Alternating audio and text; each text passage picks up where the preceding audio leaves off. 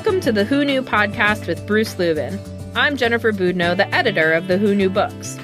Today, we're going to tell you how to save your dying houseplants. If you have plants in your house or you're thinking of getting plants in your house, you're going to want to hear these. We also have another great money-saving tip from the penny hoarder and our life hack lightning round. But before I go on... Remember when you first moved into your home, and at the time you had a million ideas to fix it up? Well, this President's Day weekend, you can cross one project off your list with the help of SelectBlinds.com. They're running an amazing sale on high-quality blinds, shades, and shutters. So shop the President's Day sale today at SelectBlinds.com. Remember to mention you heard about them on a podcast at checkout. That's SelectBlinds.com. Hi, Bruce. Hello, Jen.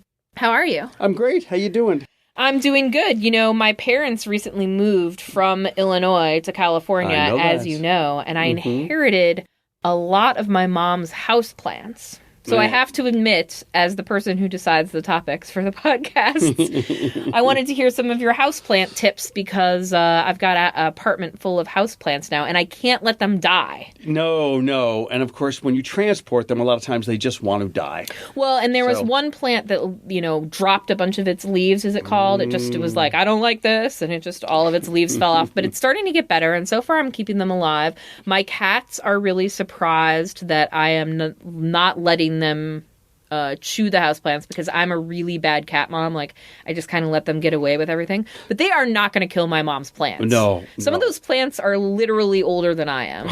So if she comes to visit and they're not looking good, I'm going to feel like a terrible daughter. It's a real incident. So I have more to tell you about my new brood of houseplants. But before we go on, I wanted to tell you more about our sponsor this week. Cross one home improvement project off your list this President's Day weekend with the help of SelectBlinds.com by shopping their President's Day sale on high-quality custom blinds, shades, and shutters. With Select Blinds, do-it-yourself doesn't have to mean you do it alone. If you can hang a picture, you can hang your own blinds. And if you need their specialists, they'll walk you through how to measure, choose, and install your new window coverings. Select Blinds' intuitive site made it easy for me to find the perfect style, color, and size for my own windows. It really is the simple and smart way to get blinds. Shop the President's Day sale today at SelectBlinds.com for amazing deals on blinds, shades, and shutters. Mention you heard about them on a podcast at checkout and get sample swatches of the room-darkening blinds or shades of your choice. Absolutely free. That's SelectBlinds.com. SelectBlinds.com.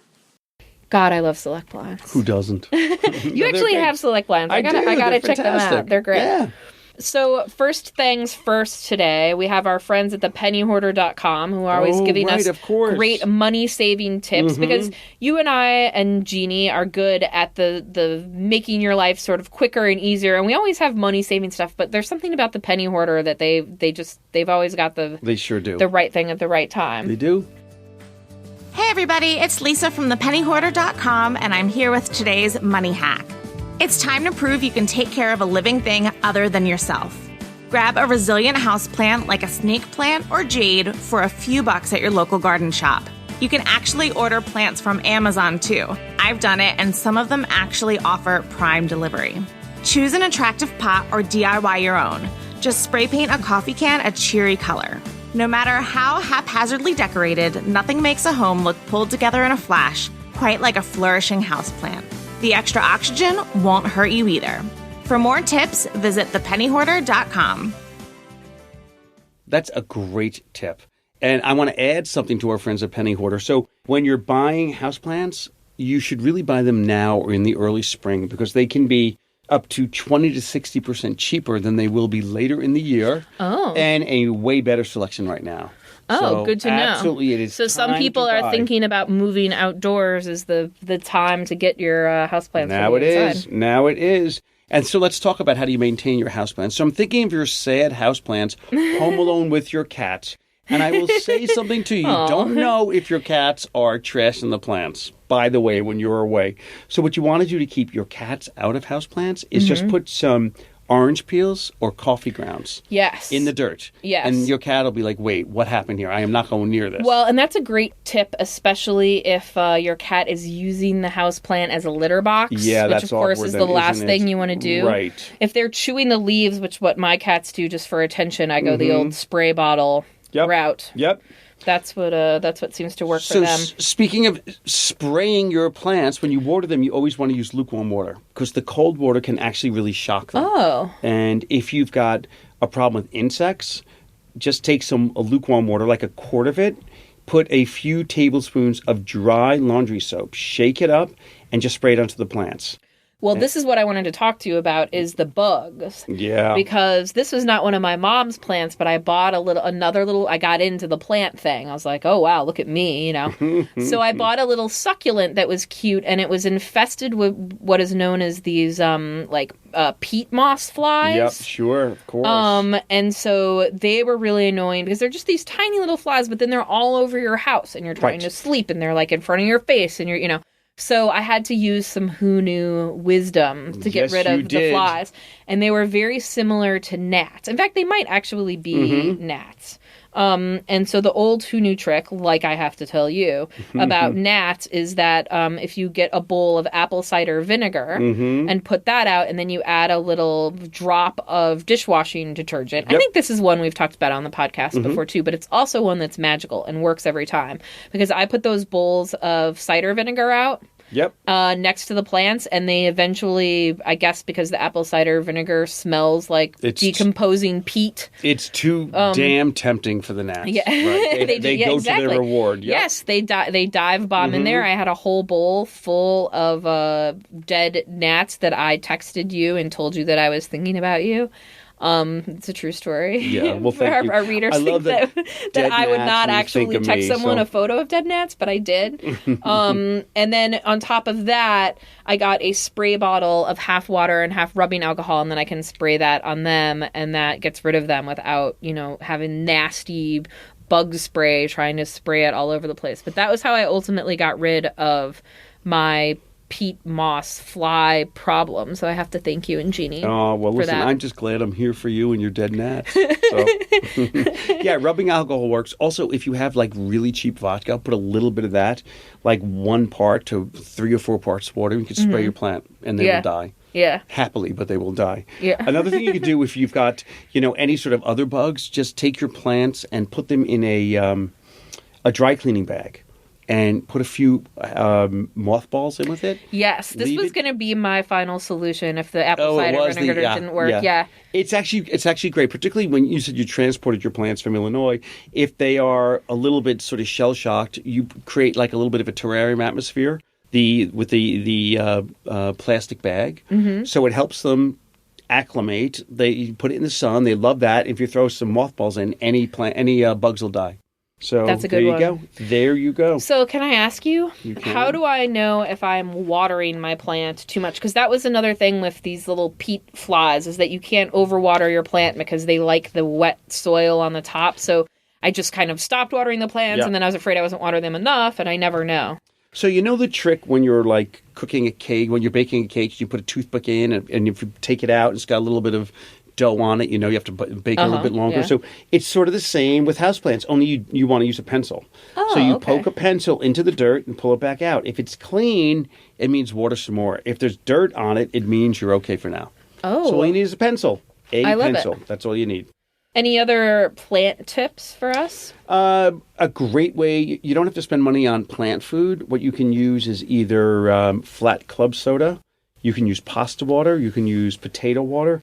Anything like that will really, really feed your plants. Oh, yes. And as you told us in our last podcast, there's always stale beer from your big game party to use. And under our disgusting but true facts, if you have fish, your fish tank water is filled with nitrogen, phosphorus, potassium. It's great to use. Fish poop. Well, that's an awkward way of putting it. Yes, that's indelicate, but yes, fish poop. So it's great. Yeah, there's a lot of weird things. If you Google, you and Jeannie did a post on this recently, 6 things you didn't know you could fertilize your house plants. So you can search for that on the internet or go to quickanddirtytips.com/who knew.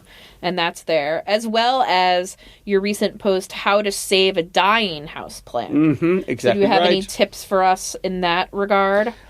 One that I thought was really interesting was that you shouldn't keep your plants in drafty areas. That, you know, it kind of makes sense not to keep them in cold areas because they like the warmth better. But I didn't realize that even putting them near a door where the temperature is going to fluctuate can... Yeah, no, they don't love that at all. What they all need is light. And in winter, you know, light is scarce. So you want to put them on a table, use some aluminum foil underneath it, shiny side up. Put it as close to the light as you can, and the light will reflect in the foil, and that will really help. Yeah, that's a great one, as well as making sure to use your bug sprays and keeping them fertilized. I have a list here of if you're in the market for a new plant, plants that do the best to naturally clean your air. I thought this was really interesting because then you don't need an air purifier if your plants are doing it for you. So it said the best ones from this list that we found were rubber trees, corn plants. I have both of those, by the way.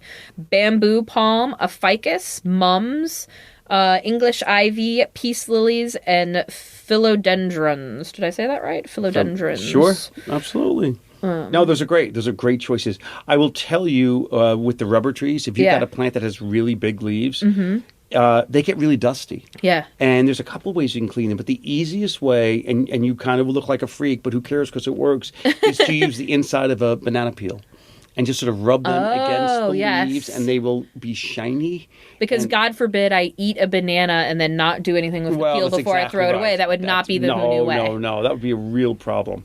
So that's one of the things you so want to do. So I'll go over and clean my plant with it. And here's a great tip. If you've got smaller plants and you water them, you know, the water comes out of the bottom. Yeah. When you pot them, you want to use dryer lint in the bottom of the pot. Dryer lint? Dryer lint. Oh, that's a good one. I've used tea bags before. I put a little tea bag over the hole because that will, you know, it'll slip through partway. I was going to say leftover dryer lint, but really isn't all dryer lint kind of leftover when you think about it, Jen? I think it is. So, so that's something you should always remember that. Those are great. So I think that's the end of our house plant tips. Do you have any other ones? Should we move on to Let's move on. So what does Jeannie have for us today in the Life Hack Lightning Round? For those who don't know, Jeannie puts an name of an object in an envelope, Bruce opens it up, and then we name as many tips as we can about that object in a lightning-esque fashion. Oh, so this is kind of interesting. What does it say? So this is rubber, both bands and gloves. So rubber bands and rubber gloves. Oh, Look at Jeannie sort of mixing it up today. Yeah. So you want to go first? I'm going to go first. I'll go first. This is a tip for putting rubber gloves on. If you sprinkle a little bit of baby powder, or if you don't have baby powder, you can use flour or baking soda and just sprinkle it in the gloves, and it'll make it easier to put them on and off. And also, you won't get that sweaty feeling when you sweat in the rubber gloves. That's a great tip. It's no good. So when you have your rubber gloves on, what you can do is, if you have a pet that has shed, just go over the furniture, the couch where there's the hair with the rubber gloves, and it will really collect all of the hair. Yeah, if you've ever tried to get hair off of a chair or upholstery using just your hand, it seems to work a little bit better than other methods. And the rubber glove is really the best. I mean, it just comes right off in a second. I love that one. It's also great, a rubber glove, if you've got a broken light bulb and you want to just, take it out. If you wear a rubber glove, you're not going to get shocked. And you're not going to get cut. So it's a simple, easy way to remove broken light bulbs. You just did 2 in a row, but that one was pretty lame. Sorry about that. Then you go. All right, so we've got rubber bands also. You can actually make a rubber glove into a rubber band. Like if you have rubber glove that is too old, cut off the very end of it, so it's just sort of like where you would put your hand through, and it makes these really big rubber bands that are good for like big stacks of paper or other stuff that you might want a giant rubber band for. I don't know, to fling around your house. But here's something you would want a giant rubber band for. So when your kids go off to school, and like my kids when they were little would never eat whole apples. They just wouldn't bite into them for some reason, but they would eat sliced apples. So if you slice an apple and then just leave it in the form of the apple and just secure it with a rubber band, Yeah, that's it a doesn't great one. brown. Yeah. It doesn't brown. So it just It's and like then a they little just- apple puzzle. It's like a little apple puzzle. Exactly right. And then I've they got just- another one for rubber bands. If you're to keep your wine glasses from getting banged around too much in the dishwasher, yes. rubber band the stems to the the rack in the dishwasher. Oh, and that's it such a keeps good them- idea. That's yeah, keeps them exactly right. sturdy. Also, rubber bands, if you've got like a screw that's been stripped down, if you just put a little rubber band into the hole and then you can put the screw right back in. Yes, and it and really works. grips. Same as popcorn, packing popcorn. Although that is not our lightning round today, it is rubber bands. Maybe but it that's should those be work. sometime. Tell Jeannie that Do you one. have any others? I think I don't. I think you won Life Hack won. Lightning Round again, twice Fantastic. in a It's a row. great day. This is humiliating for me, but I guess you are the master. Yeah, so, that's me. So I'll live. Thanks, Bruce, and thanks so much to everyone else for listening to us today. For these tips and more, visit quickanddirtytips.com/who knew. You can find all of these tips plus all sorts of great content from Quick and Dirty Tips. And you can find us on Facebook, Pinterest, Twitter, Instagram, and every other social network ever invented. Just search Who Knew Tips. And of course, if you love our podcast, please write us a review because we love reviews more than anything. And it helps people find our show and learn more about us. And that's great for us. So thanks again, and stay tuned for next week. We have a very special guest next time. Bye-bye, everyone. Yep, I'm looking forward to that. Yeah, see you then.